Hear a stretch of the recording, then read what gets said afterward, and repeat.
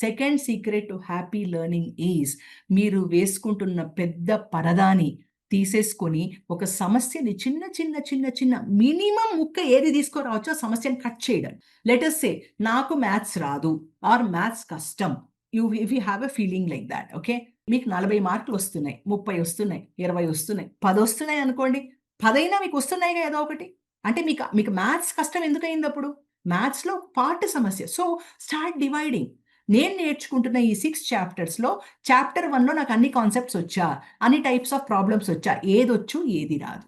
Mark it. So, మీ first strategy ఏంటంటే bring that problem to the smallest unit. Don't create a huge problem. జీవితం గూడా అంతే.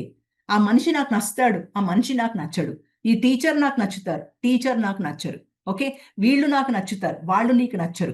ఎందుకంటే మనం మనం ఉన్న సిట్యుయేషన్స్ కానియండి, మనలో మనం కూడా ఇది ఓన్లీ 10థ్ క్లాస్ పిల్లలకే కాదు. మనం కూడా జీవితంలో ఏంటి అంటే black and white thinking is very very predominant. అది చాలా చాలా ఒక కాగ్నిటివ్ ఎర్రర్ అది. అంటే మనం ఆలోచించే విధానంలోనే వి ఆర్ వెరీ జడ్జ్‌మెంటల్. మనకి ఇది నచ్చుతుంది, అది నచ్చదు. వీళ్ళు మంచివోళ్ళు, వాళ్ళు చెడ్డవాళ్ళు.